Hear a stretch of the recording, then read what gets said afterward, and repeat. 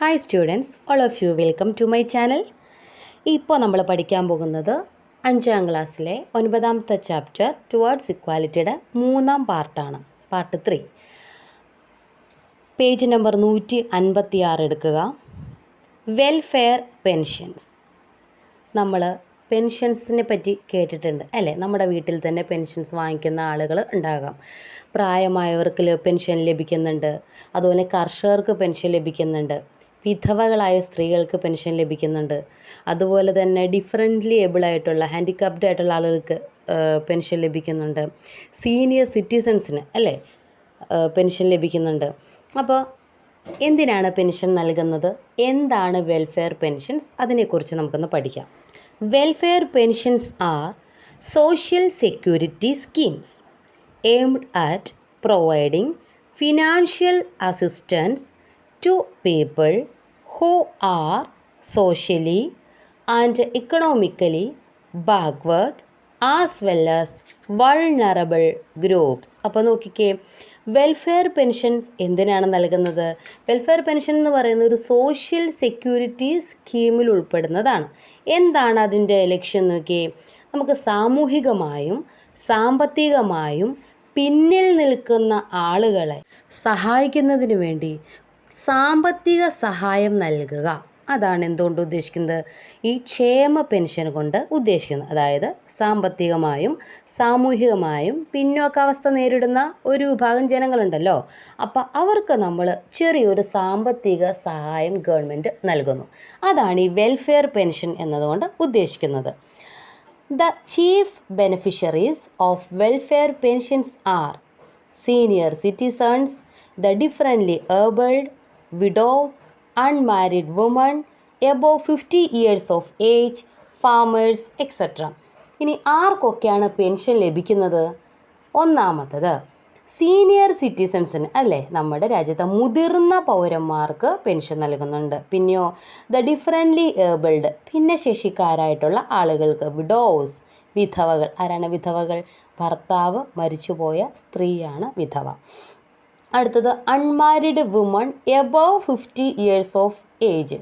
അതായത് ഒരു സ്ത്രീ അവർ വിവാഹം കഴിക്കാത്തവരുമായിരിക്കണം, അതോടൊപ്പം തന്നെ അവർക്ക് 50 വയസ്സിന് മുകളിൽ പ്രായം ഉണ്ടായിരിക്കണം. അങ്ങനെയുള്ള സ്ത്രീകൾക്കാണ് അത് നൽകുന്നത്. 50 വയസ്സിന് മുകളിൽ വിവാഹം കഴിക്കാത്ത സ്ത്രീകൾ ആരെങ്കിലും നമ്മുടെ വീട്ടിലുണ്ടെങ്കിൽ നമുക്ക് ഈ പെൻഷന് അപേക്ഷിക്കാം. ഇത്രയേ ഉള്ളൂ. അടുത്തതാണ് ഫാമേഴ്സ്. അത് നമുക്കറിയാം, കൃഷിക്കാർക്ക്, കർഷക തൊഴിലാളികൾക്ക് നൽകുന്ന പെൻഷനാണ് ഇത്. അപ്പോൾ ഏതൊക്കെ പെൻഷനാണ് നമ്മൾ പറഞ്ഞത്? സീനിയർ സിറ്റിസൺസിന് പെൻഷൻ നൽകുന്നുണ്ട്, ദ ഡിഫറൻ്റ്ലി ഏബിൾഡ് ആയിട്ടുള്ളവർക്ക് പെൻഷൻ നൽകുന്നുണ്ട്, വിഡോസിന് പെൻഷൻ നൽകുന്നുണ്ട്, unmarried woman above 50 years of age അവർക്ക് പെൻഷൻ നൽകുന്നുണ്ട്, പിന്നെ ഫാമേഴ്സിനും പെൻഷൻ നൽകുന്നുണ്ട്. അപ്പോൾ എന്താണ് ഈ വെൽഫെയർ പെൻഷൻ എന്ന് വെച്ചാൽ? Welfare pensions are social security schemes. അതാണ് ഒന്നാമത്തെ പോയിന്റ്. സോഷ്യൽ സെക്യൂരിറ്റി സ്കീമിൽ ഉൾപ്പെടുന്ന ഒന്നാണ്. അപ്പോൾ എന്താണ് ഇതിൻ്റെ ലക്ഷ്യം? It providing financial assistance. ഒരു സാമ്പത്തികമായി ഒരു ഗ്രൂപ്പ് ആളുകളെ സഹായിക്കുന്നു. ഏതാണ് ആ ഗ്രൂപ്പ് ആളുകൾ? Who are socially and economically backward as well as vulnerable groups. അടുത്തത് what are the various welfare pensions implemented by the governments. നമ്മൾ നേരത്തെ പറഞ്ഞ ഗ്രൂപ്പ്സ് തന്നെ എഴുതിയാൽ മതി. Agriculture, labour pension, old age pension, pensions for widows, unmarried women above 50 years of ഏജിനുള്ള pensions. അപ്പോൾ അതവിടെ പൂരിപ്പിക്കുക. നെക്സ്റ്റ് പേജിലേക്ക് നോക്കുക. Scholarships, page number 157. Many scholarships for students have been introduced for educational purposes. അല്ലേ, വിദ്യാർത്ഥികൾക്ക് നിരവധി സ്കോളർഷിപ്പുകൾ വിദ്യാഭ്യാസ ആവശ്യത്തിനായിട്ട് നൽകുന്നുണ്ട്. Find out and list the scholarships available for students. അപ്പോൾ കുട്ടികൾക്ക് ഏതൊക്കെ സ്കോളർഷിപ്പുകളാണ് നൽകുന്നത്? എക്സാമ്പിളായിട്ട് പ്രീ മെട്രിക് സ്കോളർഷിപ്സ് ഉണ്ട്, അതുപോലെ തന്നെ കെടാവിളക്ക് എന്ന് പറയുന്ന സ്കോളർഷിപ്പ് ഉണ്ട്, പ്രീ മെട്രിക് സ്കോളർഷിപ്സ്, അതുപോലെ തന്നെ ഫിഷറീസ് സ്കോളർഷിപ്പ്, പിന്നെ കെടാവിളക്ക് എന്ന് പറയുന്ന സ്കോളർഷിപ്പ്. അപ്പോൾ കുറച്ച് സ്കോളർഷിപ്സൊക്കെ നിങ്ങൾ തന്നെ കണ്ടുപിടിച്ച് എഴുതുക. Then apart from these What are the other schemes being implemented by the government to address socio-economic inequality?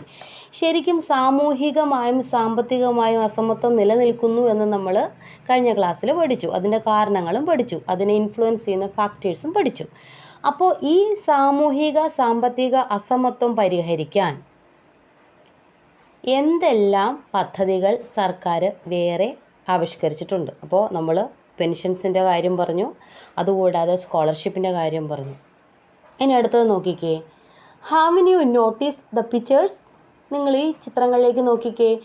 Public distribution centre, Maveli store, Neethi store are systems that provide essential commodities at a low prices. അല്ലേ, നമ്മൾ സാധാരണ വാങ്ങിക്കാൻ ഈ public distribution സെൻറ്ററിലേക്ക് പോകാറുണ്ട്. ഇത് കേട്ട് പേടിക്കേണ്ട, ration കടയാണ് കേട്ടോ. അതുപോലെ തന്നെ മാവേലി സ്റ്റോറിൽ നമ്മളിതുപോലെ സാധനങ്ങൾ, സബ്സിഡി സാധനങ്ങൾ കിട്ടും, നമ്മൾ വാങ്ങിക്കാൻ പോകാറുണ്ട്. നീതി സ്റ്റോറിലോ മരുന്ന് വാങ്ങിക്കാനൊക്കെയാണ് പോകാറ്.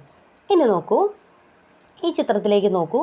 ആവശ്യ സാധനങ്ങൾ വിലക്കുറവിൽ ലഭ്യമാകുന്ന സംവിധാനങ്ങളാണ് ഒന്നാമത്തത് പൊതുവിതരണ കേന്ദ്രം, റേഷൻ കടയാണ്. രണ്ടാമത്തത് മാവേലി സ്റ്റോർ, സപ്ലൈകോ എന്ന് പറഞ്ഞാൽ നമുക്ക് പെട്ടെന്ന് മനസ്സിലാവും. മൂന്നാമത്താണ് നീതി സ്റ്റോർ. ഇത് മൂന്നും സർക്കാർ നൽകുന്ന സബ്സിഡിയോടെ തന്നെ വിലക്കുറവിൽ നമുക്ക് സാധനങ്ങൾ ലഭിക്കും. നോക്കിക്കേ, through these centres we get goods at cheaper rate with the subsidy provided by the government നൽകുന്ന സബ്സിഡിയോടുകൂടി സാധനങ്ങൾ കുറഞ്ഞ വിലയ്ക്ക് കിട്ടുന്ന 3 സ്ഥലങ്ങളുടെ പേരെഴുതാൻ പറഞ്ഞാൽ പബ്ലിക് ഡിസ്ട്രിബ്യൂഷൻ സെൻറ്ററും മാവേലി സ്റ്റോറും നീതി സ്റ്റോറും ആണ്. അപ്പോൾ ഇന്നത്തെ ക്ലാസ് വളരെ ചെറുതായിരുന്നു, ഇത്രയേ ഉള്ളൂ. ബാക്കി നമുക്ക് അടുത്ത പാർട്ട് 4 അപ്ലോഡ് ചെയ്യാം.